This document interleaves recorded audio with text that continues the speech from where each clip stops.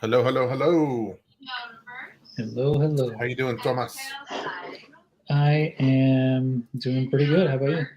Doing well, actually. Thanks. So, yeah, this is like the second time I've been able to utilize coming onto my YouTube live with someone, and there's definitely some people already here who are watching. And so, I don't know if you see them. I think you do, though, Thomas. On the side of the screen, you can see people. You don't focus too much on it because I will make sure to mention anything that they say over there for us. But we got some folks who are here watching tonight. So, hey guys, thanks y'all for coming in.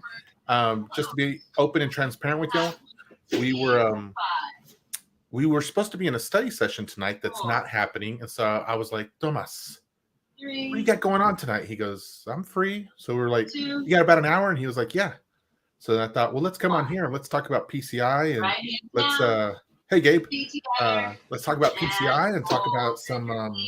I did a study today on merchant levels, and so I wanted to talk a little bit about that.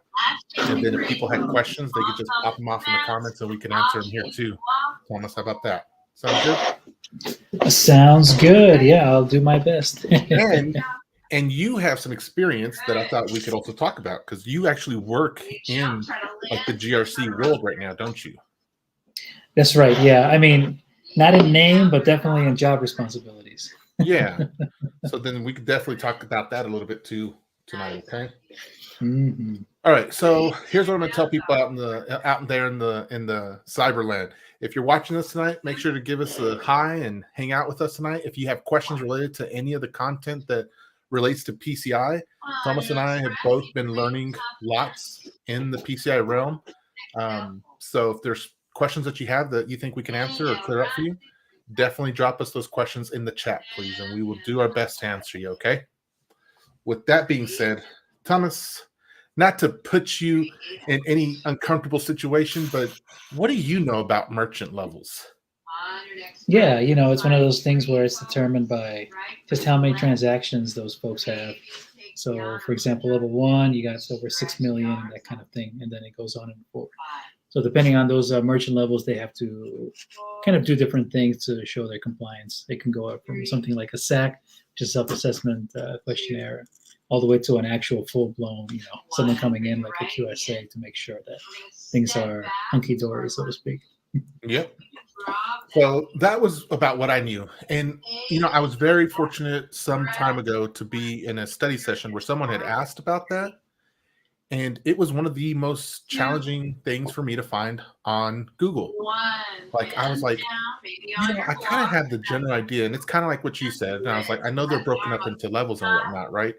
So then I was like, that was eating at me though. And I was like, man, I feel bad that I couldn't answer this person's question about it. And even in the meeting during the study session, I was off in Google just trying to find it. I couldn't find anything until I did find, let me see, I found a link. If you go into Google and just do merchant level,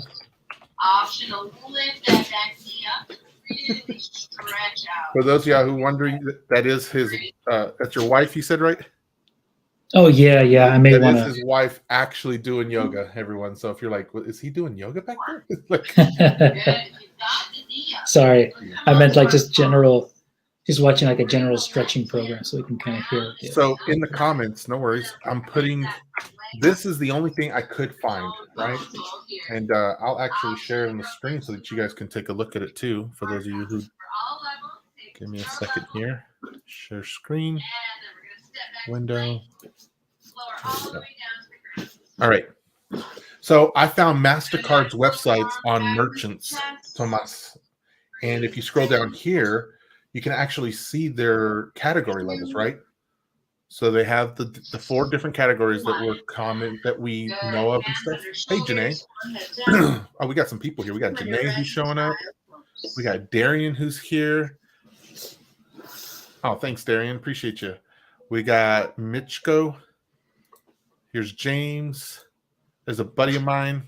There's a broadcasting buddy of mine, Gabe. Yeah, we got a lot of people in the comments here tonight. So thanks for hanging out with us here. But anyhow, so you see the merchant levels, right? And if you look here, I'm going to zoom in here.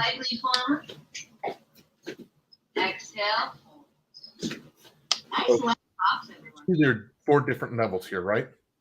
I were to go back through, like I said, and do just a search for merchant levels, I can see what this IT governance website says right here, but this is the EU. And then there was a bunch of ones that were not PCI council websites, but just a bunch of different people giving their piece on it, right? So I started looking at their stuff. I was looking at MasterCards. I was reviewing what I could find online. And then there was a video that I saw that said something. I don't remember how it said it, but it was something that piqued my mind. I was like, wait a minute. So then I started looking around, and would you believe this, Thomas? But there is not a single governing standard for merchant levels across the industry. Believe it or not, all major credit card brands have their own levels that they use for themselves. And it is not like everyone falls under the same merchant level based on a single standard. So then I went through and I looked at the 4 major, the ones that I call the big 4, right? So that would be MasterCard, Visa, American Express, and Diners Club. And there's a couple more out there, right? But I looked at just those 4. Check out what I found. Can you see this okay? Yes, so far I can. Still showing the MasterCard thing, though.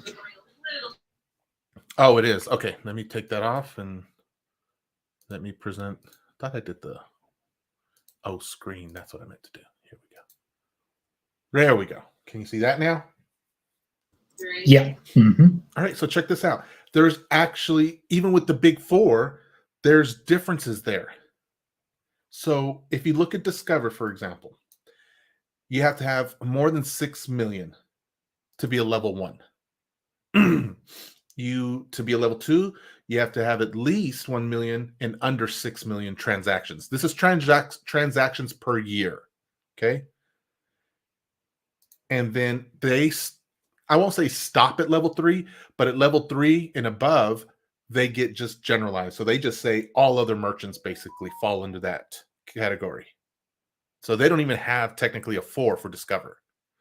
And then you can see here for MasterCard, you have to have over 6 million transactions per year. Then for level 2, it's the same as Discover. And then for level 3, though, theirs is minimum 20,000 transactions and no more than 1 million transactions to be a level 3. And then level 4 is all other transactions, or that, at least under the 20,000, basically. That's how you can kind of look at that. And then you look at American Express. Now, they differ in being that you have to have at least 2.5 million a year in transactions. But for level 2, theirs is at 50,000, no less than 50,000, no more than 2.5 million. And then for level 3, you have to have a minimum of 10,000 transactions and a maximum of 50,000 transactions. And then level 4 is minimum 10,000 or maximum of 10,000 transactions.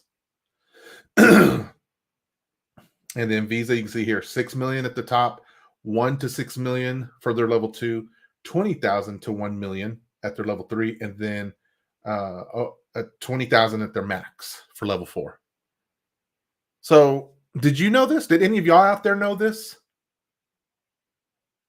This was my first time today. Yeah, that's kind of interesting.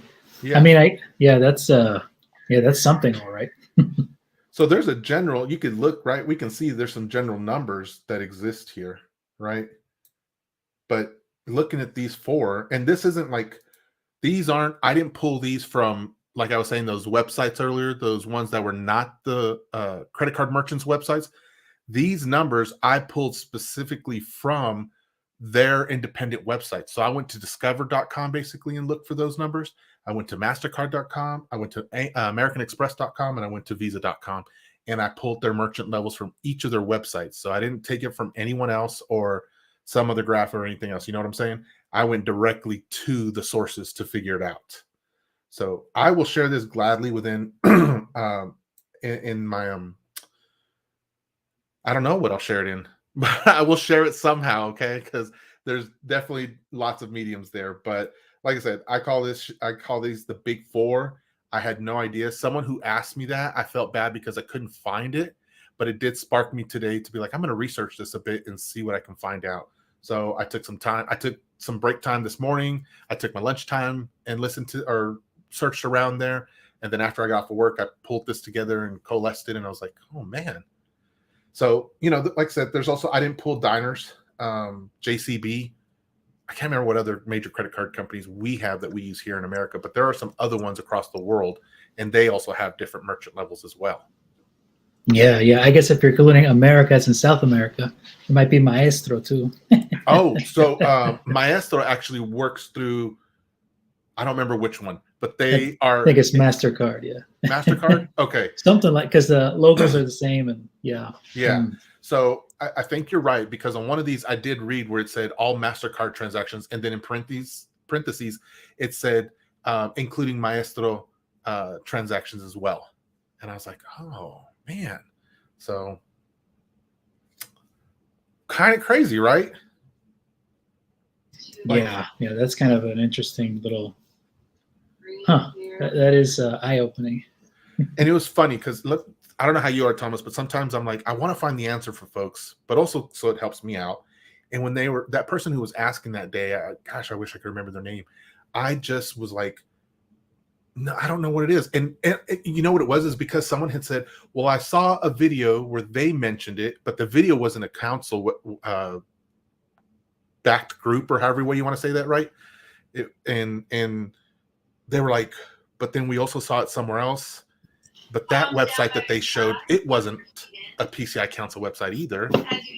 And so I was just like, so it wasn't like a PCI PO participating organization. No.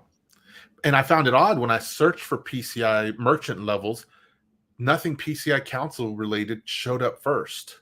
And it was like I said a little while ago, like I saw all this. None of these names are PCI Council backed names as far as I knew. Right? Versus if I were to type in here and say PCI requirements,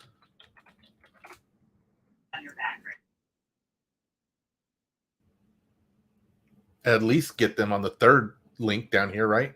PCI Security Standards Council. So, yeah, what do you guys think out there? Did y'all know that there were different merchants? Well, I see some people actually. I see here they're at when I asked earlier. So Janice is here. Janice, welcome. Good evening to you. Thanks for stopping in. Vita, she's saying hello, everyone. Thanks, Simon, for hosting this tonight. You bet. Michiko, he didn't know about it when I asked earlier. Steve, what's up, Steve? He didn't know about it. And Janice says she didn't know about it either. So it sounds like we were all pretty much kind of in the same boat there. Just yeah. So it's good to know that, right? At least I feel smarter about it. Makes me feel good. Yeah. It's definitely something to note and something to research further, I think. Yeah. Hey guys, while y'all are out there watching us talk tonight, like I said, if you have questions or there's something you're curious about, and then the requirements or anything related to the requirements specifically, we would love for you to type your questions out and let us answer them for you. Anyway, I'll still keep going. But yeah, so that's what I was searching and doing today. Did you have something that you have been working on, Thomas, like or researching or working towards or anything like that PCI related? Yeah, not exactly PCI related, but I'm working on getting my CISSP certification, so that's taking a little bit of a time as far as studying is concerned. My employer is kind of has a nice little certification program every year, so I'm trying to make use of those resources. That's so stinking amazing, man. Like I was telling someone just yesterday even, or the day before, I was like, I know for me, I couldn't juggle multiple work things where I had, or not work things, but getting certifications and all that kind of stuff. And so more power to you and hats off to you. And I do want to footnote that it's going to be kind of a slow burn process because, like you said, there's a lot of things that need to be juggled. And it's one of those things where I just listen to it while I'm, doing some housework and whatnot. And Yeah. then yeah, I got kind of a strategy going with it as far as going through those testing questions and trying to see where I got wrong, that kind of good stuff. Yeah. I totally understand that. Well, everyone, if you are in the same boat as I am, that's one of the things that is helpful to know, right? Like, I can't juggle more, but I think if my job were to be able to supplement my learning somewhat, and there was some sort of finite time or window that I could use that, right? Because I think like a lot of jobs that you have a year to use up, and then it resets the next year, and in a way, that's kind of like wasted money, right? Like if your job's willing to pay for something extra for you to learn, and you don't take it, that's some opportunity to learn new skills or deepen the skills you already have, and just add that to yourself instead of just kind of letting it slide by. But life happens too, so I get that. I get that. Yeah, it's important to be balanced because everybody's got responsibilities as far as like family and home, and burnout is a real thing in cybersecurity. So sometimes you just gotta unplug for a certain amount of time and recharge. You're so right, Thomas. Last week I was feeling it, man. I was having to do this project for the program that I'm in, and whew, my goodness. Were you in the program? Did you do your project too? Yeah, I sure did, and it was definitely something that you needed to recharge from afterwards. Yes. So I took the weekend off, and I was like, I am just gonna disconnect and just go do something for me all weekend, and I did. And when I came back Monday, man, did I feel so much more better. Like just night and day. Yep. It really was, man. I was like, I went as soon as I got done with work on Friday, and I turned in my report, my group project. I went to go sit down on the couch, and this was around 5:15, and then it's 6 o'clock. That's the last thing I remember happening. And then I woke up the next morning at 9 a.m. and I was just like, oh my gosh. My wife was like, you okay? And I was like, yeah, I guess okay, yeah, I'm fine now. And then I let the festivities go for the weekend. I went out to go get all kinds of crazy stuff, pampered myself. I was joking with everyone. I said, yeah, I went to go get a manicure, pedicure, which for me is went to go shopping for comic books and catalog my comic books. That's my geek thing to do for me. So that's what that equaled up. But yeah, I did all that stuff and felt so good by the time Monday came around. So anyhow, there's a question I want to ask you, Tomas, that's in the chat over here. And it comes from Darian. He's saying, I'm taking my midterm. Any recommendations? Now, is that that's the 10 question one or the 50? Yes. Yeah. So if I'm trying to remember correctly without saying too much, just you have to stay exactly with what it says. If it says A, B, and C, don't think that maybe D too, because if D wasn't mentioned, then it's just completely not related. If it says A, B, and C, that's all you got to focus on. So hopefully that kind of gives you a good hint there. Yeah. I always tell people, like, it's a good deal if you can try to start, because there's a lot of different learning styles, a lot of different test taking tips and styles too out there. One of the tips that I try to tell people is if you can use the process of elimination. So if like one of the answers is definitely not it, then don't even entertain it.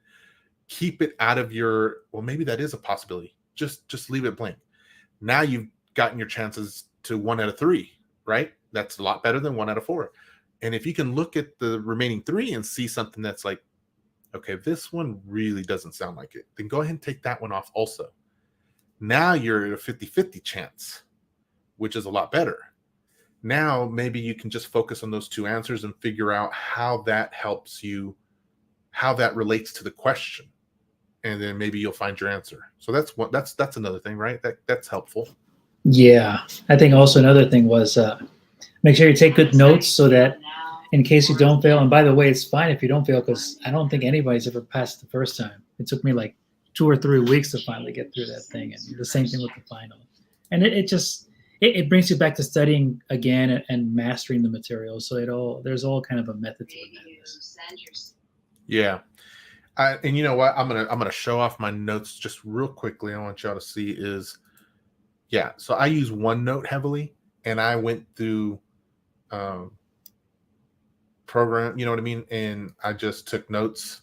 For me, it's really easy though. If I take notes, like if I were to take all the requirements and just start typing the requirements from bottom to top, I can actually retain a lot of that even faster than if I'm just reading it or implementing it or anything else like that. And so it's really helpful for me to do that. But I even put the merchant levels over here so I keep it somewhere permanent. There was all the extra stuff that I was mentioned earlier, so there was more information that I left out. But it wasn't. Oh yeah, you're right. See here, Mastercard, my little transactions. Yeah, so you're right. You were right. But I take notes too. As long as I can type them out, it helps me retain that. But sometimes if I put it into my own words when I'm typing it, also that's something that can happen and help me out. Um, Here was my Darian for me and anyone else out there taking the midterm too. One of the things that really helped me out was so the night that I was taking my midterm, I spent the whole evening watching all the all the material from the first lesson to the last lesson up to the midterm. And then after that, I took a quick break. Then I came back to listen to a couple of songs to really hype me up, right? So I listened to it was one of the Greatest Showman soundtrack. So I put the video up where Hugh Jackman's singing the last song, "Whatever starts tomorrow starts tonight," and it was that line that I kept thinking. I was like, "Yes," because I'm taking the midterm tonight, and I was like, "My future is starting tonight. This is really the big, milestone that's going to do it for me." So I was really pumped up about it, and I was listening to the music loud, and I was like, "Okay." And then after that, I read the scripture, and the scripture I chose was, "I can do all things through Christ who strengthens me." Right. And I chose that because I know when I take tests or I'm feeling that anxiety, I can start going all over the place. And I have a habit of going into what I call outer space with my thoughts. And so when I would do that, I would think about the scripture and it would help me just come back down to earth and be like, wait, start back over and go from here. So I read that scripture and then I was like, okay, let's do this. Said a little prayer and hit start and started taking my test. So yeah, that was tough. It was fun though. Or not fun. It was something. I'll just say that it was something. Okay. Yeah, lots of effort went into passing those things and mastering the material, and it was worth it in the end, I'd say, especially where we are now. I agree. So if anyone else has any other tips for Darian or anyone else, throw them in the chat so they can read them also. Okay. Michael P over here says, "Do you know the cost for being non-compliant with PCI DSS? I've been looking around and saw that it was 5,000 to 10,000 per month or 200 per card if breached. But those numbers aren't from PCI SSC." That's a good question. Let's just do a search. Thomas, if you've got a computer and you got a search, send me the link. Let's see what he's saying. So if you understand the question, folks, like when you are PCI compliant and you do not, if you're not compliant, there is a fine that comes with that. Those fines, though, here's the issue I'm going to have, I bet. Those fines, for what I know, are not imposed by the government. They are imposed by the individual merchants or the credit card um, companies. So, like, you would get, for the way I understand it, you would get a fine from Visa, MasterCard, American Express, all of them. And then for the ones that were breached, because they'll know which cards were breached. But let's see if we can Google search that real quick.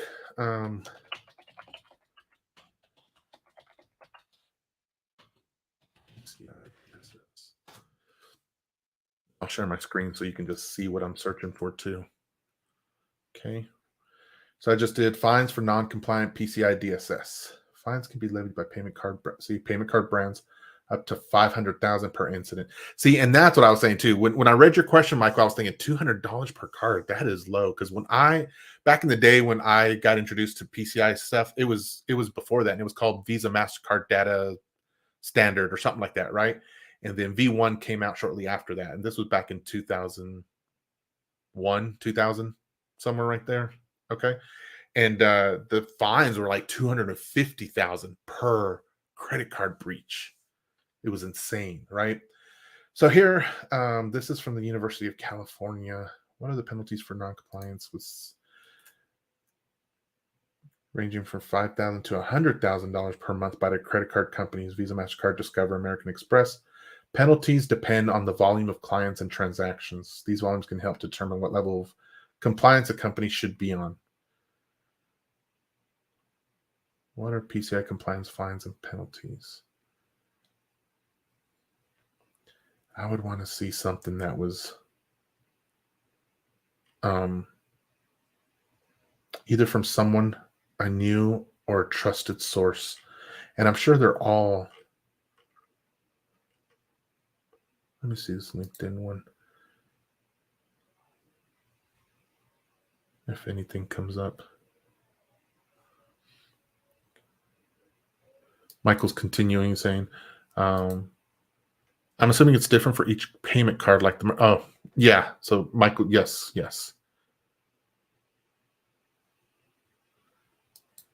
Oh, wow. 500,000. Yep. I mean, what if they didn't have an incident but decided not to comply? I heard there was a monthly fine. There is on that too. I have heard that, Michael. I don't think it's as steep as if you had a breach, but I know that I've heard that there's a fine for not being compliant. But again, the council would not levy that fine against you because that's not that they can't do that to you. But the individual processors can, not processors. I'm sorry, the credit card companies can.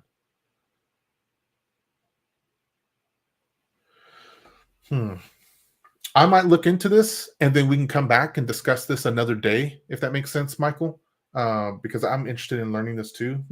And that's how it goes, right, Thomas? Like, so someone was mentioning the merchant levels. I couldn't figure it out the night, and the answer that I did find, I didn't feel was adequate enough. So I had to go back to researching and found what I did. So I will do the same for us, Michael. Okay. So look for that soon. But here's what I will tell you though. So let me tell you guys this. Here's a part that we don't learn about.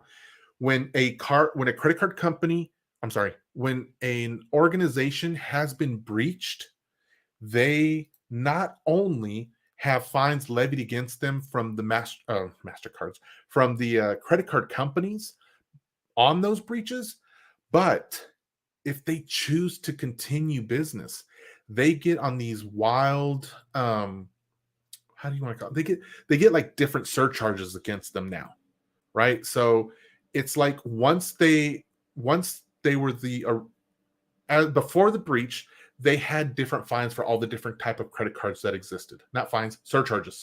Surcharges and fees. They had all kinds of different surcharges and fees based on the types of credit cards they would process. Okay, what that means is, like, you know how you have some credit cards that have rewards and others that don't. Some credit cards have a lower, what do you call it, APR, right? And others that have a high one. Not all credit cards process the same. So, for example, you could not, as a business owner, it does not cost you 35 cents to process each credit card. It ranges the different types of credit cards that you are accepting. And not just by the big four, but under the big four, they all have different ones, right? Because some have awesome rewards programs and others don't, and others have medium. All those are processed at different fees and surcharges by the carriers or by the big four or credit card companies. When you've been breached and you come back to process to wanting to handle credit cards again, you no longer get those original rates that you got. They bring you back at much higher rates now. And then you're on a probation with the credit card companies for X amount of time, depending on the number of breaches, credit card data that were breached. And so all your surcharges and fees have now increased. The consumer, us who are going to go buy the tacos and everything else from our restaurants, we don't see a difference there.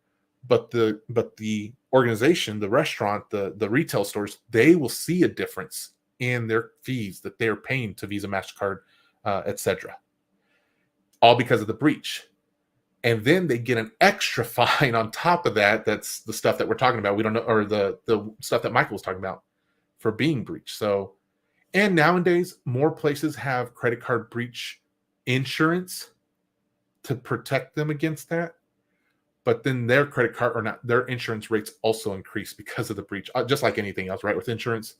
But yeah, so if you didn't know about that, that's another world that exists in PCI and companies that have been breached. And, you know, when they want to continue taking credit cards in the future, they have to pay higher rates for X amount of time. So just some more input there. Yeah, that's why you get those stores in New York that only want to accept cash. They try to go around everything. Yeah, that's exactly right. Sometimes some businesses don't do enough money in credit card sales originally, and so they don't like to accept credit cards because the fees are too much for them. But the crazy part is that the numbers don't prove that, because 70% of people use their credit cards, and I think that number is actually higher than 70% now. But 70% of people pay using their credit cards or debit cards, whichever. And so you're actually, my opinion, you're cutting yourself off from more money coming into the store or your organization, your business, by not accepting credit cards. And I've done with a lot of restaurants who didn't do it, and their number one reason for not accepting credit cards is because they just never had accepted credit cards. And it's like, what? And then they've been around for 80, 100 years, and they're like, yeah, we just never took credit cards, so we just still do it. And it's like, you can't do that in the 21st century. You're losing out on so much money. So anyhow, there's some more comments here. Let's see. Darian says, do you think the quizzes are good study material? What do you think? What do you say, Tomas? Wow, that's bringing me back. I'm trying to remember some of those quizzes, and it's not going to hurt you. It's good to ground in those kind of like key main points. So it's definitely something to at least look over. But I wouldn't just base all of my prep work or re-prep work for the exams just on the quizzes themselves. Yeah, it's definitely not going to hurt. I'll back that up, Tomas. It's definitely not going to hurt. Gabe says he wants to be a cyber gangster. Gabe, we're all trained to be cyber gangsters up in here, okay? So let's see. For Janice, she says it's Philippians 4. Oh, okay. That's the scripture I mentioned earlier. Yep. Yes, Michael. Mitchko says, do these fines only happen when there is a breach, or when through an assessor or SAC you are discovered non-compliant? That's a good question. Thomas, do you have any insight in this? I have a little bit of insight. Let me do a search too real quick, though, to make sure too. Yeah, no, I definitely need to dig a little deeper in this area, but I'm searching along with you. I'm going to let you search then so I can talk for a little bit, because I have a little bit I can say on this part. But if you find something else to add to it, definitely do that here in a second. So, Mitchko, so what I know is, depending on the type of organization you are, depending on the amount of transactions that you do, you have to report your PCI compliancy to PCI, to the Security Council, right? Let me just share my screen real quick. So, for example, let's go to the PCI Security Council website. I remember searching for it. Affiliate members, maybe? Yeah. So essentially, when you report, not you, but when an organization reports their PCI compliancy to the council, it shows up in here. You're able to search for them. But I'll be honest with you, the search tool is weird for me. I haven't really gone through it and checked it out 100%, because there's also something else where if you're a member of the council, you have these sort of credits that allow you to look up organizations, and you can see them where they were compliant. I actually meant to ask one of my teachers in my program about this and ask him if he could help me understand it better and navigate it so I can see, because I didn't know if he had, because he is a part of the council, I didn't know if he had any of those credits that he could use to show us, and I'll need to remember that so I can ask next time. But essentially, you are supposed to report this to the council. Now, at some point, someone finds out if you're not compliant or not. And I bet, well, I'm not going to say what I bet, what I think, what I feel too much. I always hate going down that route. But I want to look into this more, Mitchko, and I'm going to see about this too, because I'm curious if the credit card companies have some sort of program that they have to go through annually or X amount of time too, that tells them, hey, you need to verify all of the people who utilize your merchant service are compliant or not. That kind of makes sense in a way, right? Because with PCI compliancy, you have to do that annually, right? And so I would think that other organizations that require that they would have to go through some sort of, not compliancy, but some sort of annual or time framed checkup on people who are compliant within their program too. So we'll look at that, Mitchko. Okay, thanks for asking. Yeah, and it looks like just from a quick search there, looks like the processor can choose to charge some kind of monthly fee. It kind of like the levels with the merchants. It kind of depends on the actual, major credit card brand that you are. That whoever's the processor, they kind of set their own rules. But I saw numbers from $50 to all the way to $500,000. So I'm not quite sure. That's a big range there. But yeah, I think that take it with a grain of salt. There is some kind of surcharge or something for non-compliance, and kind of like what Jaime was saying. You're supposed to be compliant all year, and that's validated once a year through either a SAC or depending on if you're a level 1, then someone has to actually come in and make sure. Yeah. Yeah. Okay. So we'll look more into that too, Michiko. Okay. Thank you, Thomas. They get sued too, right? So I'm pretty sure actually, because it's not a federal fine that's levied against them, but they can get in trouble there too. But yeah, I do believe that it is a what's the word I'm looking for? It is a I can't think of that word, but the word where when the crimes happen, you can sue them, right? You can litigate against them for doing that, for not being compliant, or for having your information, your credit card information breached and your personal information out there now. So, yeah. Kofi said here, yes, at Michael P., which I'm sure he's talking about the this monthly fine issue right here. Okay. And I am not sure how to say this. Oh, it's Ebony. Hey, Ebony. Welcome. Welcome. All right. Vita says, don't forget to go over the first 19 pages of the PCI DSS. Yes, that is something. So we can be quick sometimes to look through the PCI DSS requirements. That's what I have up on the screen right now, and get right to what we feel is the bread in the, the meat and potatoes, which is requirement 1 through 12, right? And so, but you forget that someone doesn't tell you to go back and look through all these 19 pages that are up here. And I will tell you, anyone who has not looked or reviewed the first 19 pages, one of the most, if we talk about memorization a lot, right, Thomas? Memorization versus mastery. A lot of times we think that it's important to memorize things, not according to anything. To be a master does not mean you've got it memorized. It means more that you know the heart of it, right? And so if you're going to memorize something, I always encourage people, look at page 5. I'm in the middle of trying to memorize this because I know it by heart, but I don't know it by word and exactly can throw it in there, right? I'm more of the feely guy where I can be like, yeah, that's not secure. That's not, now I need to find the backup for it, but I know it exists because I've read it and I've seen it. Now I just need to match it, right? I have to search. But if you can look at this table here, this table gives you the 12 requirements and assigns them to 6 themes that PCI is about, right? So if you can figure this part out, if you can memorize this, if you can have this in your heart, you can generally get asked a question that's PCI related, and you can start saying, well, that falls under here. You can pick any of these. That's a card holder data issue. So requirement 3, protecting it, right? Build and maintain a secure network system. Anything you get that's about the computer, servers, firewalls, switches, any of that kind of stuff is probably going to fall into that first theme right there, or the first 2 requirements. Anything documentation is either going to fall. It's always going to fall at the end of almost all the requirements.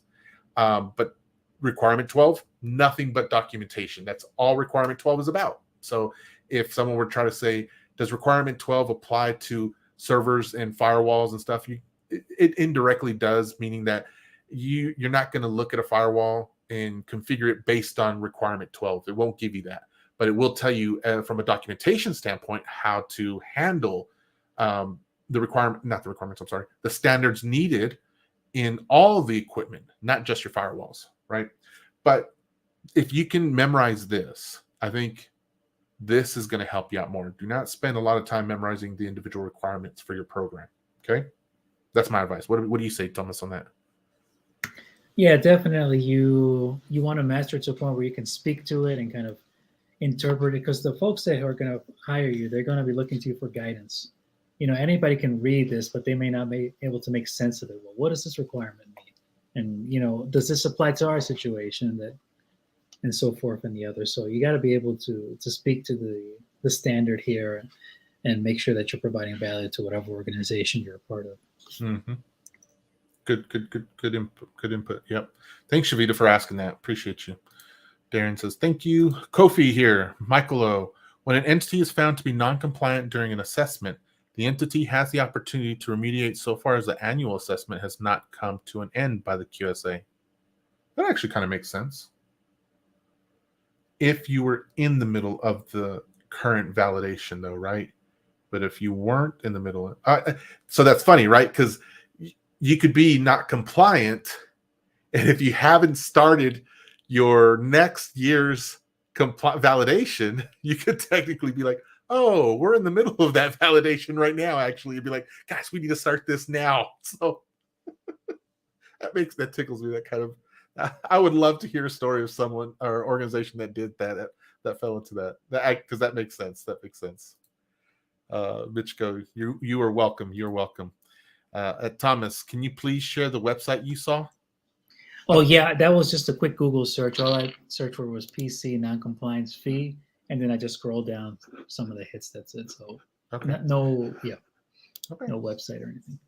All right. Minute with Isaac. Good info, guys. Big help. You're welcome. Shavita, thank you. She's saying you're welcome too. I'm going to take that off. Yeah. So, guys, if you have any questions related to any of the requirements, throw them into the chat and let us know. We will do our best to answer them for you. Thomas, why don't you tell me a little bit about yourself and share with everyone else? Because here's the thing. You work in compliance or security already. Can you just help us understand that a little bit more detailed about you? Yeah. So started as a security analyst back in 2020. And in cybersecurity, you wear many hats. Whatever the organization hires you for, that may not be what you're doing your first day of work or the next week or even a year from then. It's really, from what I've seen when I've talked to my other colleagues, it's like, hey, it could change from the month to the other. I could change teams. We have an application security team, we have a GRC team, we have a SOC, where they kind of go through all of the logs with Splunk and that kind of thing. And whatever the need is for that day, that's it's kind of all hands on deck, and you got to learn that technology or whatever it is that you're trying to accomplish at the time. So, I kind of fell into that. There's a lot of work around compliance with SOC 2 audits, HIPAA, GDPR, and it's mostly just a lot of evidence gathering, kind of showing that we are complying with those regulations. And there's a lot of PCI has the SAQ, the self-assessment questionnaire. There's a lot of those questionnaires for a lot of different things that aren't those big frameworks that I mentioned, like GDPR. If you want to do business with the company, it's like, well, here's our SAQ, fill this out. And sometimes you need to kind of go back to like a baseline that you have. Most of the questions are already answered in different other SAQs, and you can kind of leverage that to cut down on the work. Yeah.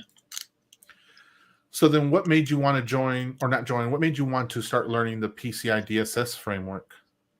Yeah, I mostly wanted to make sure that I am kind of focused in on something and not just learning a little bit of everything. So, with PCI, this is a really great field to kind of specialize in and kind of go deep, instead of saying like, well, can you do this, that, and the other? It's like, I can do this thing really well. And that's what companies are really looking for, not a generalist, but someone who can really go in deep with something. And, I appreciate you answering it that way, because I have wondered for months. I'm like, man, guys, if you have not seen Tomas around, he is a great guy. He's a really nice guy. He's I've had the pleasure of knowing him for a while. He knows his stuff, and he's dedicated, man. And he asks great questions in a lot of meetings that I've seen him in and things like that. So I look and I think, Tomas, why, that was my original thought. I was like, why in here? So hearing you explain it, because I was like, you're already in the field. Why do this? But now that I hear you saying it, like, that helps out so much more. So wanting to not perfect, but wanting to really be an expert and specialize in a niche field, so that it's no longer jack of all trades, master of none, but now you can be the master of one, if that makes sense, right?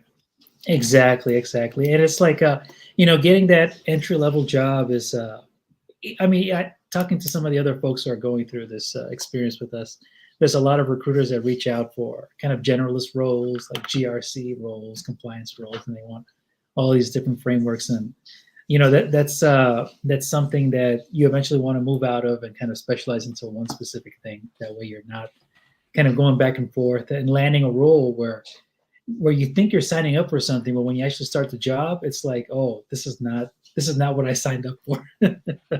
So that's definitely something to watch out for that I've heard from my friends who are also in cybersecurity. Yeah. And how would you say so far you're feeling about where you're at with your learning?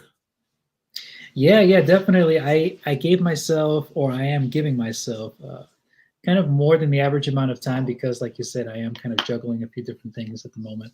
But I really want to make sure that before moving on to the next step, that I've really got this and I can speak to it. And then it's going to be kind of like opening the floodgates, full steam ahead kind of situation where I'll be definitely knocking on all the doors I can. Right now, it's kind of just touching and going and asking folks that I know, hey, how's your PCI program? Who's taking care of that in your organization?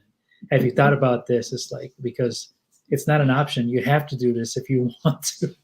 If you want to do business with credit cards, this is you need a dedicated team. It's a lot of people try to outsource this or go to a third party, and that's kind of that has its advantages, but it's also got disadvantages. So you definitely want someone in house who's taking a look at this day in, day out, and not just once a year. Yeah, definitely. Would you? Let me ask this. I know it's getting personal, but I think there's people out there who would kind of like to know this. Are you in a six-figure job in your current setting? Because I know that's something that we get kind of sold on, is the idea that in cybersecurity, there's a lot of good money to be made. It doesn't sound like you're, right now, it doesn't sound like you're in the expert niche field yet. So is there a lot of money to be made in a generalized security field? I will say this, that there is no one source of stream that brings me up to 100K, but I've always been a don't put all your eggs in one basket kind of guy, and everything I do is cybersecurity related in one way or another, and that brings me up to over 100K. If that answers the question. Yes, and that's, I know, is a personal one, and I appreciate you, at least broaching the topic in somewhat. So I appreciate that. But like I say, the idea is that, at least for me, was definitely being sold out to the idea that this field, this cybersecurity field, specifically in the PCI DSS realm, can offer a very high value one payment stream that's very high value, right? Or so that's what I'm kind of looking into, and that's what my hope is. That's where I'm definitely owning that, claiming that. So that's kind of my end goal. I want to be in a position where I can just depend on one income stream, where that's it. That's all I have to focus on. This is enough for everything, instead of trying to do different things at one time. What's my side hustle? What's my side gig? Can I hold a job on the weekday and then another one on the weekends? I know one guy who is also doing construction work, and he has his full-time job, and he's like doing all this other, and I'm just like, what? Yeah. We live in a gig economy, kind of this hustle culture, and it's got its good and its bad points. A lot of bad, it's just. It'd be different if our hustle was by choice like we had the freedom to do it, right? Versus it being like we have to do it to get by. Yeah. Things are getting more expensive, and and we could go on a full other thing there, and I'm going to bring it back to PCI, but I'm with you on that, man. I'm with you on that there. Okay, let's look. Someone more comments coming in real quick. So Shavita says, "Hi, since we will not be able to have our study session this coming weekend, can we discuss the topic of endorsement on LinkedIn? Remember the conversation we had the other day?" Yes, Thomas. Let me tell you about this, okay? Tell me what your thought is here. So someone reached out to someone and said, hey, this was on LinkedIn, right? So LinkedIn I like LinkedIn for the platform that it is, because I feel like it's a little bit more generated towards or engineered for professionals, right? I don't like Facebook as much these days. I'm only on there for pictures and friends, but that's all I do over there. But I like LinkedIn because I do feel like there's a level of professionalism that comes there, and that I'm connecting with others that are like-minded and offer lots of great tidbits in the fields that I'm wanting to study. So this person reached out to a friend of mine, told them, hey, I saw you on LinkedIn and I was wondering if you could endorse me, please. So for those of you who don't know, on LinkedIn, endorsements are, for example, if I worked with Tomas over here, and I wanted to say, hey, he's got some good skills in project management and writing reports and doing his assessment work, anything like that, anything that I feel was worth mentioning out, you can go on LinkedIn. I can go to his profile and I can look at the skills and I can submit, hey, I one up his skills for him. I'm giving him a thumbs up, or however way you want to say it. I support his skill in this. You can also write a full-blown endorsement that says, hey, I worked with Tomas. He was a great guy. He was always showing up on time. He knew his stuff. He helped us resolve, 5 of our 6 issues that we had, all this kind of stuff. And then I can say submit, and people would see that and be like, this is what people are saying about Tomas on LinkedIn who worked with him, right? So it's kind of like that whole references thing through the interview.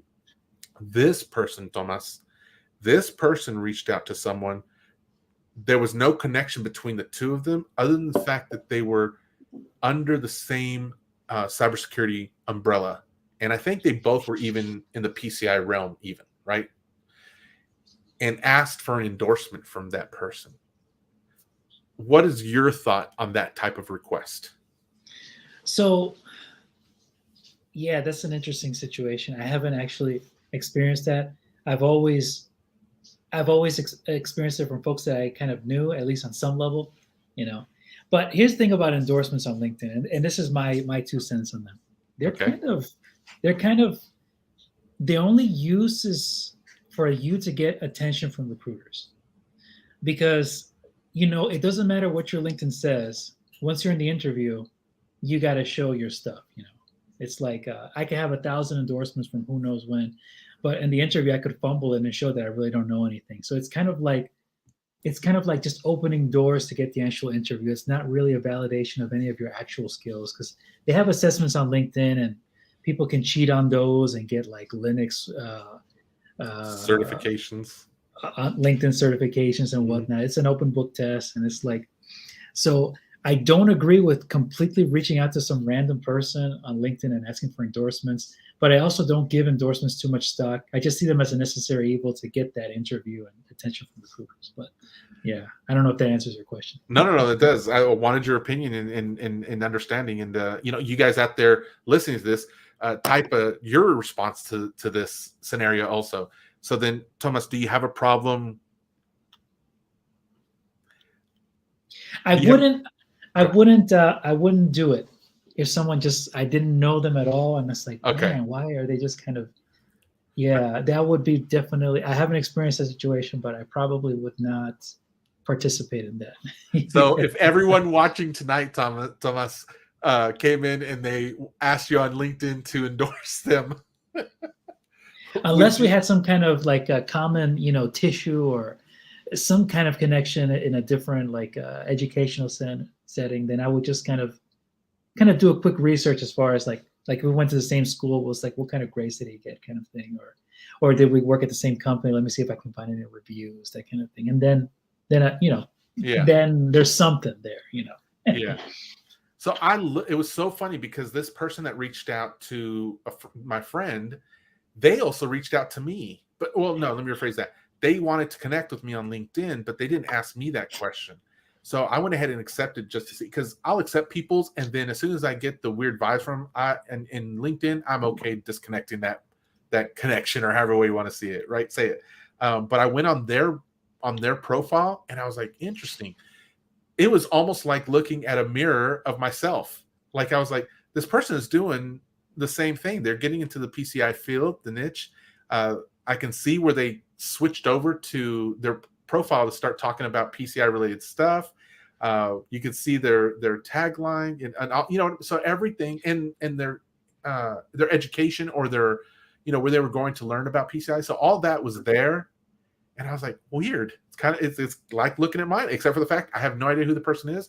They weren't in any programs or educational paths that I was in, but for them to reach out to my friend and ask for those endorsements, I was like, that is so weird. Like, let me just say, Yeah. I don't have any problem with my friend, with Shavita, with Tomas coming to me and asking me for endorsements because I know them and we've been in the same field program. I don't have a problem with that. But if a stranger just came up and wanted that, I'd be kind of like, yeah, no, not going to do that. Sorry.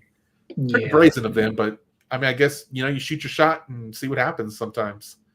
But Yeah, very rare.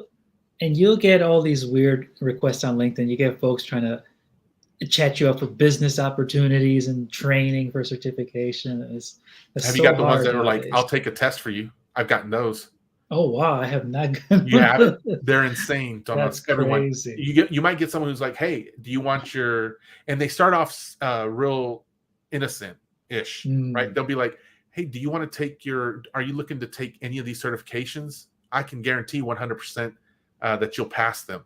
And they do Wow. that because they sell you out on the ideas like, I'll sign into the program or to, whatever, as you, and take the test for you and only charge you like 20, $40. And you're like, shut up. I can't do that. Yeah. I can't do that, Thomas. No. And you hear that a lot on Darknet Diaries. There's especially Yes. some of the older episodes. That was a And the big newer thing one, you back got to in listen the. to this most recent one, the one that just came out. Oh yeah, today. Yes, I heard it. That's the one with the poker, right? No, it was Yeah. no, this one was the guy who someone hijacked his identity, but not just like credit card identity. They stole his resume and went to a job interview as him. But it was crazy. Someone's identity was stolen online. Their resume identity, right? Their like CV basically, right? They stole it. They put out there a request for someone like a Fiverr or a Upwork. It was Upwork. No. It was Slack. They were a Slack channel. They're like, hey, we're looking for someone to do an interview for us. Someone said, okay. So this third party member comes in and says, okay, I'll do it for you. And they're like, great. We're going to give you Mr. Smith's resume. We need you to show up at an interview, and we want you to take on the persona of Mr. Smith. And the guy was like, okay, schedules it up. He's like, it's in 2 hours. He doesn't get cold feet. He starts thinking, man, this is really weird. I've never had anybody ask me to pose as someone else for an interview. Yeah. So he ends up calling the original Mr. Smith and says, hey, Mr. Smith, I'm fake Mr. Smith. I've just been given a job that I don't feel comfortable doing to go to an interview as you. And original Mr. Smith is just like, you got to listen to it. I'm leaving you off on a cliffhanger on purpose. It is out of control. It is so weird. So weird. It does sound bananas. Yeah, and it just came out this week, 4 days ago. It just came out 4 days ago. So Darknet Diaries, listen to the most recent episode. He just came back. Anyway, crazy. But it goes with this stuff. Is like, yeah, I would not ask someone to take a test for me and pay him for it. And I would not endorse anyone I did not know and could endorse their skills or anything else like that. That would just be weird. It'd just be weird. Yeah, kind of digging deep onto this point. Be careful on your LinkedIn searches because there are a lot of job scams out there where they'll ask you to pay a fee first to get into the system or for information, and they'll go through an actual interview process and say, hey, we can't ship you the laptop. Pay us we'll send you a prepaid card.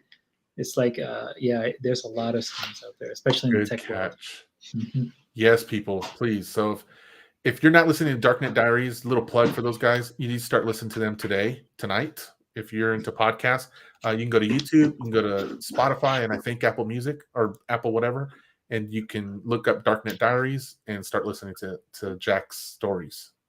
Man, they're crazy. All right, Darian, if you could start over, this is a good question. If you could start your career over with all of the knowledge you have now, would you do anything differently? Oh my goodness, of course. I think who wouldn't? I would definitely have gotten into software engineering all the way back in the early 2000s. That would have been that would have definitely been something. Yeah. If I had known that the pen testers existed back in the day when I was young, that's what I would have gone for.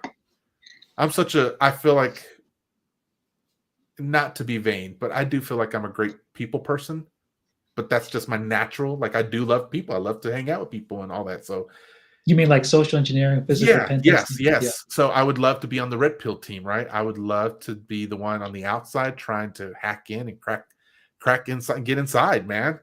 And Yeah. it's Darknet Diaries that did that. I knew that pen testers existed, but I always thought it was a software perspective.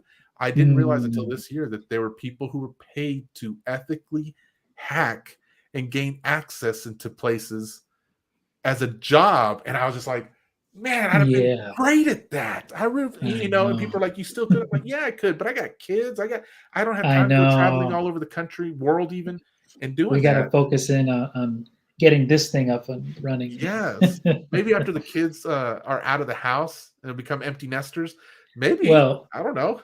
well, that you heard that Darknet Diary where the mom was a great physical social engineer because she was the mom and she was going, "Hey, I'm here to check for the cookies in the lunchroom," and people are like, "No one's gonna suspect grandma."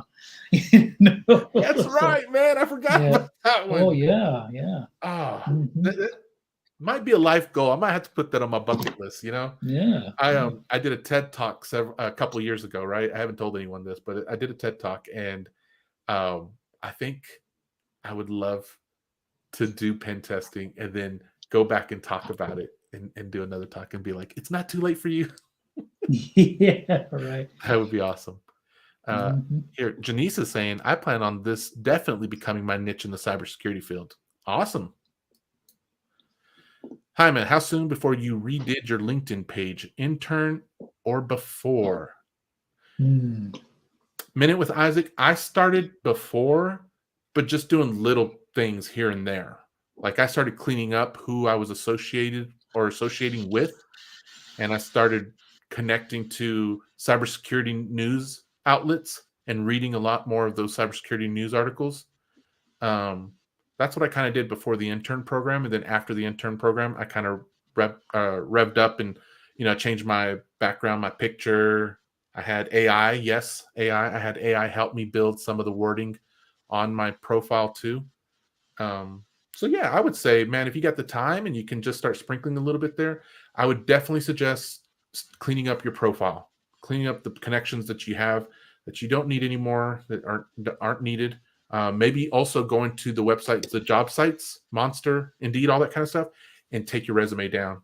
That way you can stop getting those pesky uh, job requests for jobs that you don't want anymore. That's another thing. What do you think, Thomas? Same? Yeah, definitely. You want to. I think it was mentioned that you want to make sure that you're not moving too fast as far as updating your LinkedIn and your resume because you want to get to a point where as soon as you make those changes, you're going to get those recruiters and you're going to get those interviews. But if you're not ready to take the interviews, then it's kind of you're kind of defeating the purpose because now you're worried about the interview when you're not even prepared for it. So you want to make sure you're at a level where you're good to go with taking those interviews. Yeah. Mm-hmm. Something to keep in mind as well. Good thought. Good thought. Michael, I'm going to put not Michael, Tomas. I'm going to put this next question up. I need to run real fast, but if you could answer this for folks, it's not going to take me too long, but I think it's a question you can answer, okay? I'll be right back. Other than vulnerability management, ISA and QSA, what other roles can we segue to? You, yeah, this is an interesting question because especially if you haven't done any cybersecurity kind of roles, then there is a lot of just general GRC and compliance work that you're probably going to get hits for. You can always leverage the PIC mappings to different frameworks like NIST and ISO 2700. So if you're just trying to get your feet wet into the compliance world in general, that's another great option to consider. Just kind of more general GRC roles and kind of use that as a jumping platform to go from that particular role to a more PCI centric role like an ISA, QSA, or just it could just be an actual security analyst role, but that's just focused on PCI DSS, which is probably the end goal for most folks, at least in this round, in our neck of the woods. Yeah. Any other roles besides that? I've gotten a few recruiters reach out about just general vulnerability management, so that's a big piece of it. A lot of some roles on application security because of the requirements dealing with those external and internal penetration tests and kind of the software development lifecycle. So yeah, there's a lot of roles. It all depends on, how much of a cybersecurity background you have now versus not having one. Awesome. Thank you. You okay? Oh yeah. Just my cat's knocked something over. So, The daylight's out of me. I don't know. I didn't know you could hear that. I don't know if everyone else out there heard it and jumped too, but it was loud and it scared the day. I thought someone had broke a window. So yeah, these cats will do that too. Yeah. Savita was saying that this person wasn't even part of our program. So kind of like you're saying with the educational piece. No background connection. Yeah. Junie JD says, Michael, I want the network security engineer role. That's a lot of work. Is it? Yeah, you need to do like a CCNA and kind of show that you know these protocols and ports and kind of the TCP/IP stack. Oh my goodness! You want to do rough, Junie. But this is something that's not going to go away either. But it's going to be a bit of a slog to get into this kind of role. Yeah. Cybersecurity analyst, network administrator, penetration tester, information security analyst. So they were probably answering all the different jobs too. Yeah. Mm-hmm. I'll take the test for you. Goes on ChatGPT. Look, everyone, I keep telling everyone, ChatGPT, or actually just AI in general, is a pretty cool tool. It's fun to use. I use it, guys. I use it like not all the time. I consider myself somewhat of a wordsmith, and so I do love writing, love talking, obviously, and I love coming up with my own stuff. But there are these moments where I have these blocks. And I'm just like, I don't know, and that thing is amazing for that. So like, I'll just type in, I've got writer's block. Help me figure out the first sentence for something. It'll be whatever random. And then it starts spitting out stuff. I never use what it tells me, but it unlocks. And it's like, oh, I've got everything's coming flowing again. And so it's like, okay, great. So that's helpful for that. Thank you, Junie. But be careful if you're using it for anything PCI related. Let me tell you, I have purposefully worked on tripping it up with the requirements and have succeeded numerous times. Specifically, ChatGPT does not get the requirement number connected correctly with the content. Okay, so when you ask it what is requirement 3.4.1, it will not 100% always connect it with what it actually is. Okay, as well as the guidance on it. It's just weird. It's just jumbled up. You're welcome. I hope they can talk a bit about job roles, opportunities. Janice, CEH, gotta love it. What's CEH? Certified Ethical Hacker. Is that what it is? Yeah, but it used to be, if you're going into government work, they all require it. But the real folks in the penetration testing, they kind of look down on this particular certification. But it is something you may need to get for a particular job role, depending on what sector of you want to work in government or not. Yeah. What sector are you in? Are you in public or government? Oh, I'm in public. There's more money to be made, I guess, in public. Yeah. And with if government, you have to worry about clearances, public and secrets, top secret, and I spent a few years in China, so I'm never going to qualify for any of that stuff. Oh wow. Okay. And one thing that listening to Darknet Diaries and reading all the articles from the cybersecurity news on LinkedIn has told me is that when nation actors are malicious nation actors are looking to hack into our government, they never do it by any of the like .gov websites or official employees of the government. It's usually 9 times out of 10 the contractors, the vendors, the people who work at the government, not for the government, if that makes sense.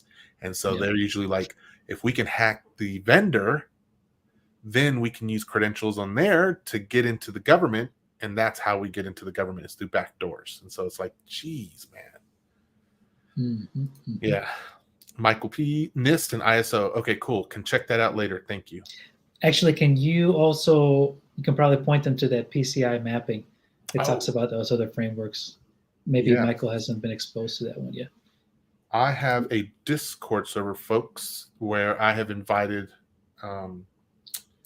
people in people who want to be cyber gangsters, cybersecurity experts, and people post stuff in there that's so helpful. So I'm just trying to fill the airtime while I'm searching for it, so I can. Yeah. No, And a few more frameworks, Michael, is ISO. What I mentioned that already. COBIT, CIS, CSC, and then you've also got ISA 62443. -2-1 and -3-3. So yeah, so kind of going a little deeper in that. So if you familiarize yourself with that mapping, Michael, then you could speak to that as well on interviews, and and say, hey, I don't just have experience on PCI, I also have experience with these other frameworks because they're related to this, that, and the other. But again, it all depends. Either you want a more general role that you're looking for, or you want to just focus specifically on PCI. Yeah. I don't know. I had the document, but I needed the link so that I can post it for everyone to read on their own. Here it is. There you go. If you don't see it, because it looks like it only went to YouTube, but I don't know if you're watching from somewhere else, just let me know. And if you see me in the program or you're in my Discord is for networking. At some point, I'm going to get into a position where I need help, and I'm not afraid to ask for it. And who knows, if I'm in a position where I can help others out as well, I'd like to do that. And so that's why I created it. I'm a part of a program where it's a finite amount of time. And when that time ends, I won't have access to any of those people. And I love the community. I've enjoyed working with them and learning with and from them. So I created this to help foster that even more. Anyway, okay. Oh my gosh. Thomas, are you okay? Because you said you could only do an hour, and I have taken more time than you were. Yeah, no, we're still good. Okay, all right. I was just kind of let us know, man, and that's what I want to be respectful. Okay, so, all right, excellent. Here we go. Yep, we heard it. Okay. Oh, it must have been that. You got scared too. Okay, Michael, it was that violent. Yeah. Yeah, the cats were doing downward dog. There you go. Ginny says, "Okay, I changed my mind. I don't remember what he changed his mind on." Right? I've noticed that. Don't trust. Oh, yes. The AI can be really helpful. It's a really helpful tool. Just the caveat on that is it's not 100%. So do not use it thinking you're getting 100% right response. Now, here's what I will tell you is whatever you ask of it, I'll tell you what I do with it. Thomas, you can fill in with what you do if you use it also. What I do with it is, like I said, sometimes I get writer's block and I need help, something to help unclog that. And then sometimes I have stuff written out and I just want to hear what the AI will do with that. So I'll copy and paste that in and say, hey, spit me out your version of this and let me see if it sounds better or what can I piecemeal from that, right? Whatever I end up using or getting, I'll always throw through some sort of plagiarism checker and just make sure it passes that before I use it for my own, whatever I'm using it for. I'm currently in the process of using it for my resume. I want to see how that works. I've heard about some prompts and stuff you can do that will help generate your resume into bullet points, and then you can expand on that more later. So anyway, I plan to be using that. That's what I've been doing this week, is working on that. Fancy Flamingos in here saying, what is PCI? Payment Card Industry. We're talking about PCI DSS specifically. It's Payment Card Industry Data Security Standards. And so that's what we're studying, Fancy Flamingo. I feel like I know that name from somewhere. Yeah. That's not an everyday name you hear, right? Sounds familiar. Yeah, I think kind of talking about ChatGPT a little bit more. The way I've used it is, like you said, I think the data is from 2020, so it might be referencing an older version of the standard. So what I do is if there's a particular requirement that I'm curious about, how to implement or just want some more information, I actually copy and paste that requirement, like 1.1 says whatever it says. I put that into there and I say, according to this, how can I kind of follow along or how can I implement this? And then it'll spit out more kind of relevant information that I'm looking for. Yeah. Sorry, I left there for a minute, guys. My fancy flamingo. That's Kyle. That's Kyle, isn't it? You, Kyle. That's what it is. I think. I might be wrong. Yeah. Anyway, Looks like he knows us too. yeah, yeah. Because he's saying he. I wonder if. Yeah, I think that's Kyle. I think he's toying around. So anyhow, guys, if you have any questions still about PCI related points or anything like that, throw them in the chat. We'll answer them. We'll do our best to answer them here.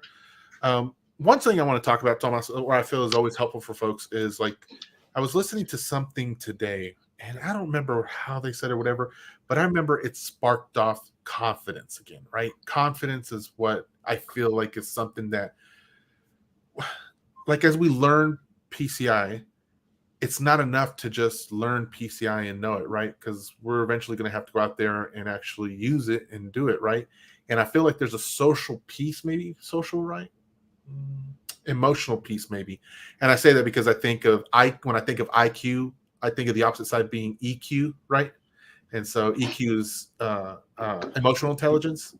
And so if we're learning something, I think we need to have this confidence to be able to communicate it, right? And I think that's challenging for a lot of folks. For example, public speaking is something that everyone gets scared by, right? Everyone is scared. That is the number one fear above death by a large margin. And I think when we're in this field and we continually get told, hey, have confidence in what you're talking about. And I can't agree with that more, man. I can't agree with that. When I hear the people who talk about who successfully landed their dream jobs in the cybersecurity field, people who've gone through programs and certifications and they're doing the work now, the one thing I hear them all talk about, number one, is the confidence that they have behind who they are and what they know, and not as much about the actual data, right? The actual information, the PCI requirements, right? What do you feel like from your perspective, Tomas? What do you have to say on that? What is your feeling about when you hear about confidence and the requirements? Yeah. If you're going to land one of those kind of director jobs and not just like a beginner role, then you definitely you need to be someone that folks can, that inspires confidence. It's like, this guy knows what he's doing. We can entrust him with our potential $10 million fine if we fail this. You know what I mean? Yes. So it's big money at play here. So you need to make sure that you're bringing that certain energy to the interview and to all the folks in general. And you only do that by practicing, like speaking about it, not just whoever your colleagues are, but kind of living it and breathing it and talking about it. And, there's an aspect to it that's like you want to immerse yourself with this, like not just in the information, but that heart to it too, right? Mm-hmm, mm-hmm. And so, like, it's not just about reading, like studying the letter. It's not just studying the books there, but you want to get some practical exposure, maybe some practical exposure too, right? And I think that's what Darknet Diaries does, right? That's one way to do it. It provides us some real world examples and stories of people who have circumvented certain things maliciously. And so you realize, man, if some of these requirements were put into play, that probably would have lessened the impact that they had. Mm-hmm, and mm-hmm. I think that's one way to supplement that confidence, that courage when you talk about some of the PCI requirements, right? Like when you can add it to this personal feeling about it, I think it helps out. When you can add it to this confidence, it helps you so that other people who hear you can trust and believe in what you say. That's what I heard my teacher today. He was talking about that. He was saying something about people who want to trust in you. And when you don't sound like you're trustworthy, they won't buy what you're selling anymore. And I was like, exactly. That was good. The way that wasn't exactly the way he said it, but it was similar. And I was like, yes, that's right. That's right. Yeah. And then, go ahead. Yeah. No, I was just going to say, Junie, I don't even know if I'm pronouncing that right. Please help me out. Junie's saying it's hard to get out of the comfort zone. Yeah, it is. It's one of those things where you can start with like, making videos or just talking to your family about it, what you're learning. You know, if you can explain it in a way that anybody can understand it, that you're in good shape. Because whenever you land a role in cybersecurity, you're going to be talking to folks that know what you're talking about. You're going to be talking to absolute beginners. You're going to be talking to folks who only speak money, which means like, what's the bottom line? Like, how is this going to affect my wallet, kind of thing. So you meet all kinds of folks in cybersecurity. And you would know that's something that's from personal experience for you, right? Yeah. So usually there's a lot of development teams that we have to talk about. Some of them are more junior. Some of them are program managers. So they're, even though they're the manager, they don't really know a lot of, the inner workings of whatever it is their team is doing. So you gotta speak to your audience, or else you're going to lose them, and you're going to lose your value in the organization side. Okay. All right. Hold on. You just sparked off this really great piece that we can talk about here, right? Because it's one thing when we say it from what we believe and feel and maybe applied from other experiences that we had. For example, I haven't been in the cybersecurity field. I haven't been in any type of GRC related, whatever. I've provided remediations based on going through validations, right? Because someone needs to do the work on that, right? We talk about here how, we're not the ones who are going to do the work. Well, I was the one for many years who was the one who was doing that work. So I get it from that side, but I don't get it from the PCI side. Anyway. What I'm saying here is those that you have experienced that, you have seen that. So when you say the range of people to speak to PCI about, like there's some direct firsthand experience there. This isn't stuff you're regurgitating. You know this, right? So for people out there, I don't know, Tomas, that they really quite get that piece. So can you maybe describe some of the various people that you've had to speak to, so they know when they're practicing the talking to the requirements, they can understand the types of people that are going to be their listeners? I think that's important. You know that. So yeah, you were talking about it a little bit ago. I'm sorry to interrupt, but I want you to expand a little bit more on that for us. Yeah. So, kind of going from the top down, you've got folks on the board, you got your top level managers, and they just want to know, well, how much is this going to cost? How much time is it going to take, resource wise, what kind of timetable are we looking at? Is this even worth getting into? So of course you're going to speak, to those points. It's like numbers and that kind of good stuff. And down the food chain, you're in the middle there. You got folks who are really technical. And it's like, well, how exactly do I do this? Are we talking TLS 1.0, TLS 1.3, whatever the case is? And are we going to use this solution to implement this, or are we going to use that solution? Like, well, we don't have any of those. So what do you recommend? And so there's going to be folks looking to you for more kind of like more of a technical piece as far as that's concerned. And then there's folks who are just don't speak either of those languages. They're just absolute beginners. And why do I even care about security in the first place? I've got nothing to hide. Or, it's like, if they take my data, so what? There's nothing there for them to, to take advantage of. But you want to kind of explain this like, well, maybe a more moral, ethical side. Well, it's like, yeah, but it's yours, and you don't want people meddling with it, right? Mm-hmm. You don't want someone using they can take anything that's kind of like, not really dangerous and make it so that it is dangerous. Kind of like you have the right to remain silent thing. The more you talk, the more chances you're going to say something that's going to mess you up in the future, kind of thing. So yeah, different audiences. Excellent point. So one of the things I've never thought of when I practice my mastery over the requirements, Tomas, is the people who are going to be fighting against my expertise, our expertise. Yeah, on that point, there's going to be folks that say, well, that's your interpretation. This really means that. It's like, whoa, wait, no. I'm the subject matter expert here. This is what this says. There's going to be rare chances where you won't know, and it's like, well, fair enough. Let me do some research and get back to you in a timely fashion. But yeah, there's going to be some pushback sometimes. Man, I appreciate you mentioning that now. Huh. Thank you.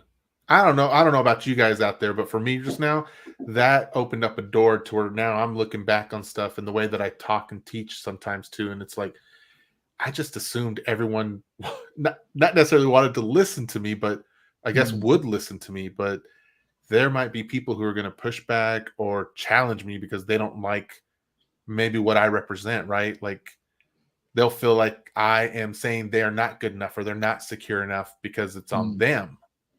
Like they're going to take it personal when it's more of like, hey, I'm just telling you what, just seeing what you provided and I'm telling you what the compared to the compliancy, it's not. Sorry, it's not you.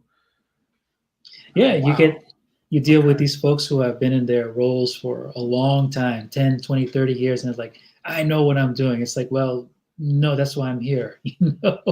It's like, obviously there's something that's lacking, and no one can do everything. No one can know everything. That's why they have different subject matter experts for different things. Yeah. Thank you for that, man. That was, wow. I didn't expect to get that out of this tonight. Shavita's over here. She says, when I redact the SAQ I have mentioned in QA today, what else will I need to remove besides the company name, address, names, phone numbers, etc.? I'm trying to think because those are, those are good pieces. Mm-hmm. I think of like, I remember in HIPAA compliancy, right? For those of us who have experience with that, Shavita, I don't know if you do. Let me know in the chat. I think of anything that's personal, identifiable information, anything that identifies an organization on any level, right? Like when I say Fortune 50 company, for example, well, that limits it down to 50 companies, right? So maybe instead of saying Fortune 50, I could just say, just a large company, something like that. Huh. I'm going to do a search real quick.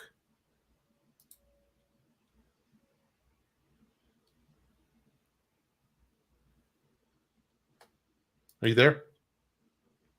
Who, myself? I didn't know if I had frozen or something. It looked like I froze for a minute. Oh, no. Yeah. So far, so good. I'm looking to see what other stuff. Yeah. I think on that particular point, you've got the main stuff, the company name, address, names.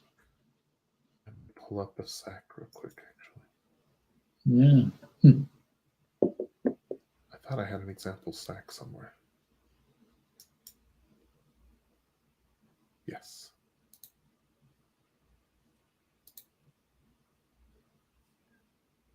Bear with me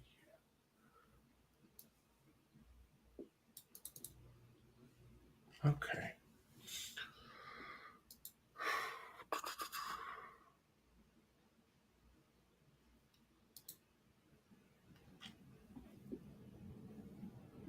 Nothing is popping out outside of what you said so far. There's so many and there's so many SACs out there too.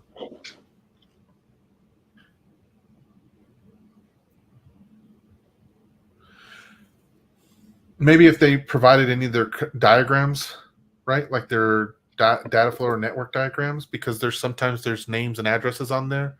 It kind of goes back to what Michael P saying down here, right? Private IPs. So those network diagrams can sometimes have IP addresses or even name. And even if they don't have the IP addresses, the fact that they have the names, because it's like what I've seen the pen testers or the social engineers talking about. Man, sometimes it's collecting a little bit of information from over here, and then it's grabbing another piece of the puzzle over here, and then over here, and by the time you know it, their patience has paid off because they have collected the whole picture. So I would say something like that. Although maybe it's not a bad idea. Not a bad idea. Let me rephrase this. Maybe the organization feels comfortable enough sharing it, but don't give there's a requirement, right, in PCI that says don't give them more than what they need, and it's specifically talking about the cardholder, the data. So it's like the name, the address, or the name, card number, and something else. And so it says, but don't give them more than that. And that's the kind of how I feel here. Don't give them more. Don't give the world more than what it needs to know. Yeah, definitely. Okay. There is on the council's website, you can look for SAC templates though, and you can download a template so you can see all the different SACs and what's involved and what's required there. I'm actually going to be doing a study myself for SAC. That's so funny that you mentioned this, Shavita, because I do not feel strong in the SAC and the knowledge of the SACs yet. So I was going to hope to take this week and this weekend to study what they are more, because there's a lot of them, right? I'll just share my screen so you can see real quick, but there's a lot of them. So this is the template from the council's website. And I get all this stuff. It makes sense to me at a high level. But if you look down here, there's all the different SACs. I have a feeling there's some missing here too, though. Yeah. I could be wrong on that. But anyhow, so I will be doing a personal study on this so I can learn better and understand more what this is. And if you have any information to share with me, anyone, please do, because that's what I'll be doing. I want to help others learn too. Yes, sir. HIPAA is my background as well as fraud. I forgot about the network diagram. Maybe I should just use reduce the scope, maybe certain page. Yeah. Feel free to hit me up privately, Shavita, and I don't mind helping you try to, rip stuff out of there if that makes sense. So it keeps you clean. Is that okay? Well, does anyone out there have any other questions or any other things that they wanted to ask us? I'll give you a couple seconds because there's a delay when we speak and you see it on the screen. So I'll leave that there. Let me see here. Darian Eaton. Jaime, what does your study process look like? Oh, that's a good question. I'll tell you what I did for my merchant study, for example, today. For that, I went through, first off, I just went to Google search first.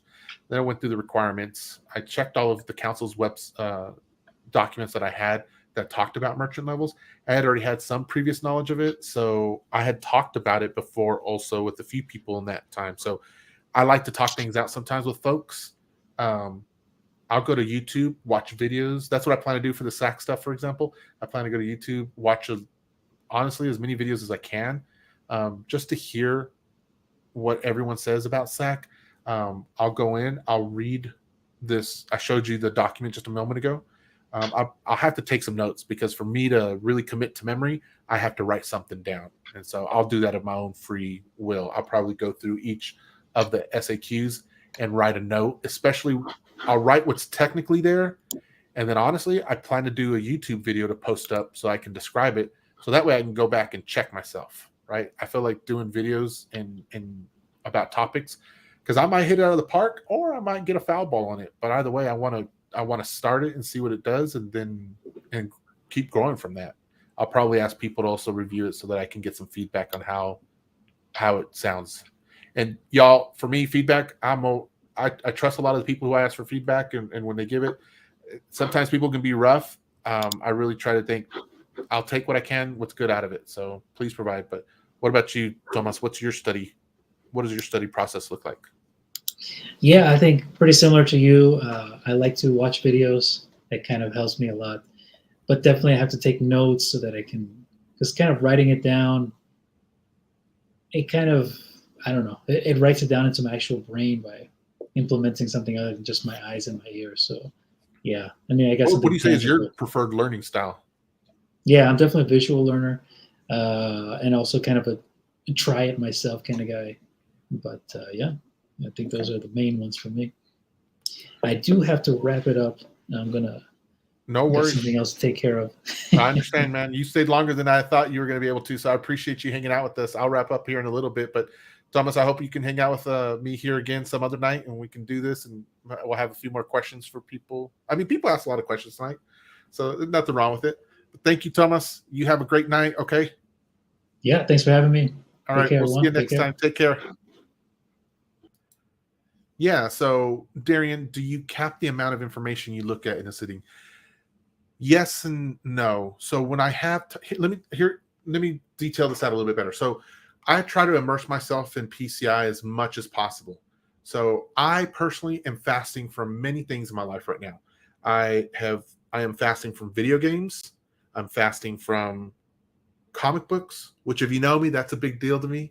I'm fasting from baking. I love to bake. I love baking desserts and love cooking. I'm fasting from hanging out with my family, hanging out with my friends, going to the movies, watching TV. Man, I swear my entertainment life looks nothing like what it did before December, right? And so I've cut out all that time because in my mind, I think if I have time to do that, I've only got a finite time in this program that I'm in. I really need to bust butt. And my family is so supportive, man. I got 2 teen daughters. I've got my wife. I've got my niece. They are all in this house, and they are all supporting me every step of the way. And so they totally understand. And I want this to count for something. I want this to count for something. So I need to sacrifice something to prove to myself that I'm really busting tail for this, right? Now, I don't feel like I'm the smartest guy in the program. I don't feel like I know it all. I don't feel like I'm uber helpful to folks, even honestly. There are many people I can list off to you who I feel are people who I consider, heroes for me. I think of Abby G. She was my first hero there.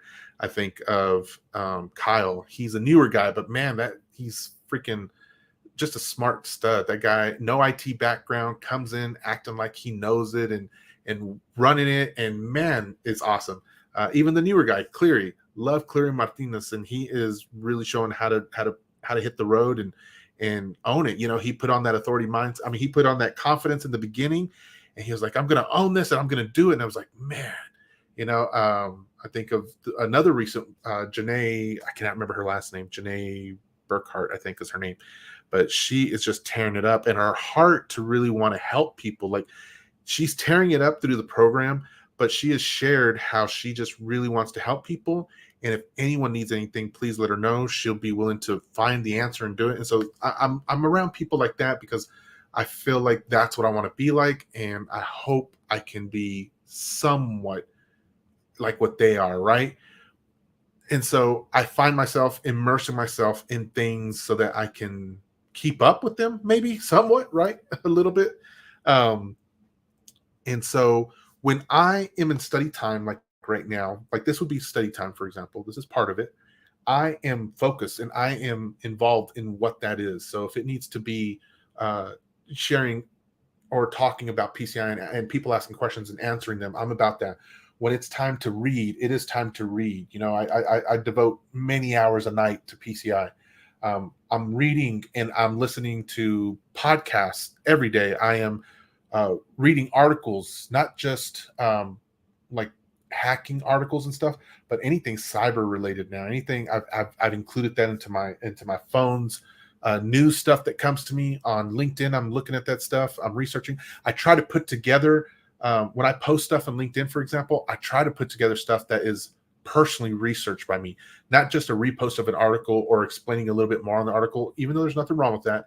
Just for my style, I like to cite different sources and pull stuff together and make something of my own, right? I think being a creator instead of a consumer is important in my world, right? I need to create and not just consume media. I want to give back to the community, if that makes sense. So when I am in this mode, this study mode, it is 100% geared to learning, right? When I am at work or driving or upstairs, anything like that, I am probably somewhere under 80% immersed because I'm doing things. So when I'm listening to a podcast or when I'm listening to or watching videos on YouTube or reading stuff, I'm probably not 100% there. So the information's not going to stick as good as it could if I was 100%. But my mind or my thought, my heart is if I'm immersed in it at least, then even of that 80%, only 5%, and I'm going low here, if only 5% I can remember, that means that 5% is adding to my overall learning, whereas before it would have been 0%, right? And I could just be listening to music or watching something that doesn't provide any value, but instead I'm filling that time up with PCI related stuff. So again, and I did extreme numbers, right? 5%, like I said, if it was 5%, but I know it's more than that, but you get what I'm saying, right? So if I continue immersing myself and I'm only getting 5% of the information out of it when before I would have only gotten 0%, then for me that's a win, especially with my finite time. That's what's the kicker is finite time. Plus, I plan to make 6 figures. I plan to make $150,000. I plan to get a director position. I plan to be able to employ people in our community. I eventually plan to open up my own. Oh gosh, what is it called? I can't think of the word, but agency, so that I can hire ISAs or QSAs and place them at places, if that makes sense. we'll see. That's a big dream, but that is my dream though. So we'll see how it works out. But yeah, so that's part of it. Listen to as much as you can. Don't expect and don't fret over if you're not absorbing 100% of it when you're off your study time. When you're off your study time, if you can at least say you're getting 5% of it, if you can do 10%, you're doing better than me. Okay. So we'll just put it that way. And I want everyone to do better than me, but I'm not going to be a chump and just lay down and let everyone do better. I'm going to try to work hard too. So I hope that helps you out. I hope that makes sense there. Okay. Darian, I often find myself when I'm doing a deep dive, not retain good information if I read too much. That makes sense. So Darian, everyone else can answer this too. What is your learning style? I'm interested in reading what you guys' learning styles are, because there's a lot out there. And I really try when I do when I was helping people, I really try to tailor my teaching style to people's learning styles, right?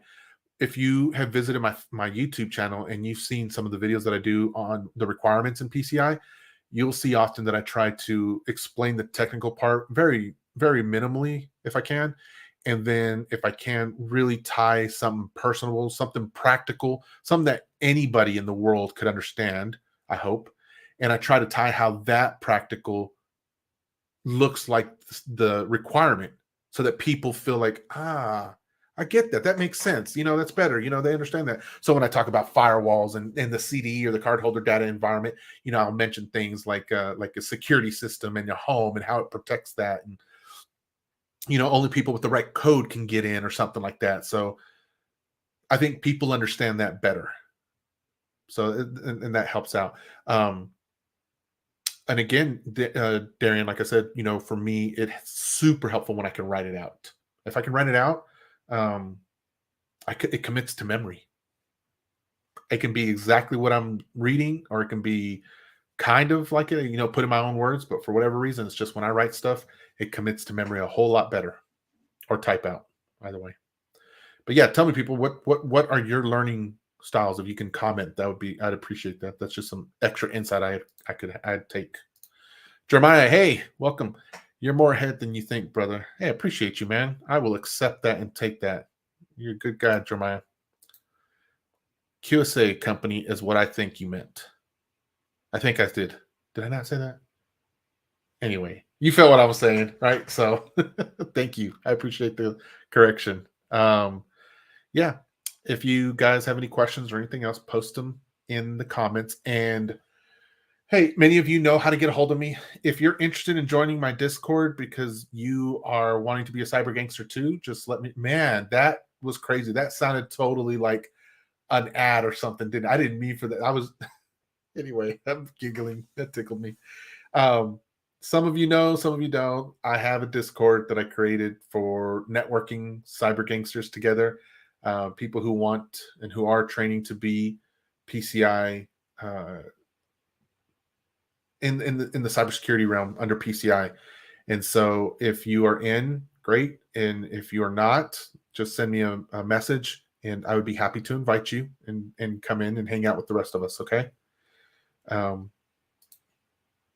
Darren says, I tried to understand the thought process specifically. I'll try to identify the starting point and taking the slow process of understanding each step and analyzing the verbiage.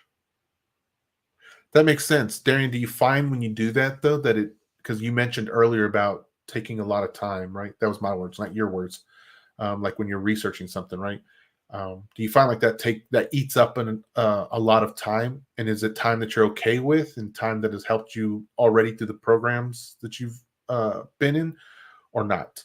Because here's one of the things that I find is sometimes, like, I don't think there's anything wrong with the way you said that, right? But there are times when we start going down rabbit holes, or like I like to say, we start going into outer space. And outer space is not always a good thing, everyone. When you're in outer space, that means you've left Earth. You're far away from the original content that we were supposed to be studying or talking about.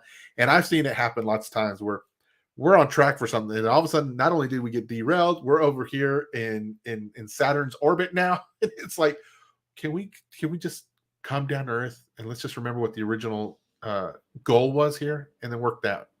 And it's easy to do. It's so easy to do, especially in this program. There's so many requirements. I think I heard someone say there was like 400 requirements, and so it's like, including the sub ones. So yeah, I get it. I get it. But if that works for you, Darian, great.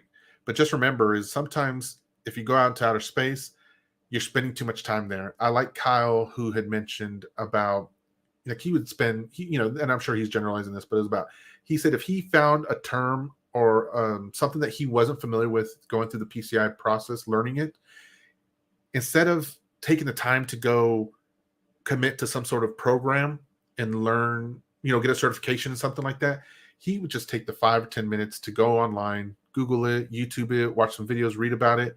And that did enough for him to understand what he needed to. One of the things we don't know when we're going through the process is we are not going to be coding things. We are not going to be installing and setting up firewalls. That's a term you've seen in the program. We're not going to be configuring the DMZ. We're not doing any of that stuff. There's network admins for that. There's database administrators for that. There's a whole infosec team, everything. We are not going to be touching any of that. So it makes sense to me when I heard Kyle say he's only spending 5 or 10 minutes to really, understand that topic, because he's not looking to be the specialist in those fields. The company or the organization, that's on them to find the specialist for that. And they should already have that. We're the specialists. We're the experts on the PCI realm. They don't have that, or else we wouldn't be there. And so I think to go back to that, for anybody who this may help out, you don't have to be an expert in all those other terms and tech things. I've been IT 19 years, and I'm learning a lot of new stuff in here that is super helpful. And I accept being the expert for PCI. I want that, and I'm going to accept that. I will not accept being the expert on how to configure code or set up all their components, okay? And neither should you. Anyway, so Minute with Isaac. I study by a mix of taking notes and doing replays. That's good. That's good. It's about finding the way that really helps you out, right? Janice Bettis, Dorsey, she says, sign me up. If you know how to get a hold of me through other channels than YouTube, hit me up and I will be happy to invite you, Janice, okay? If it's in LinkedIn or through the program, anything like that, just send me a message. Jeremiah says, I study for 25-minute increments with 5 minutes of writing down what I learned in the 25-minute session. Oh, I like that, actually. 5 minutes of writing down what I learned in the 25-minute session. I might have to try that. I like that, Jeremiah. Thank you. Minute with Isaac says, keep inspiring. You're very detailed in response to the Q&A. Thanks. I appreciate you, Minute with Isaac. Thank you. I appreciate you. Jeremiah again, helps to keep focus and attention without feeling drained or sidetracked. That's solid, man.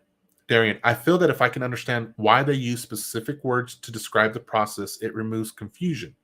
It takes longer, but I feel that my understanding is correct because it's based on definitions.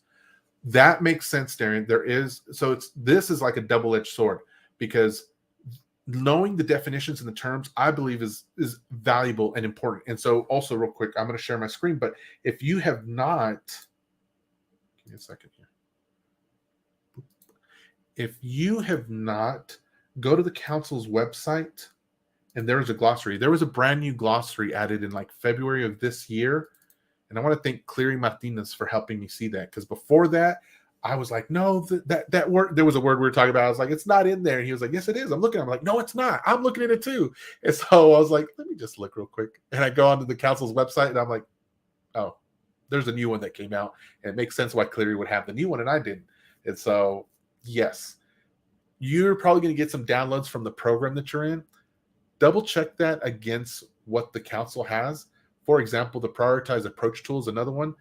But the tricky part with that, I didn't realize after I started working with it, was like, oh, the new prioritized approach tool is configured for PCI DSS 4.0, which isn't going to be in production, or not production, isn't required to be used until the first cutoff date is March 2024. Second and final cutoff date is going to be March 2025. Okay. So be careful what you use to make sure it's for the right version of PCI DSS. And if you don't know, you can ask me. I'll help you find the answer, okay? But yeah, so there's a glossary out there. Download the new glossary, but you'll find all the definitions that PCI uses pretty regularly in here. So Darian, if this is something that's your jam, definitions, definitely look in here. I will say this though, PCI DSS 3.2.1 has been around. I cannot remember. Someone tell me in the comments.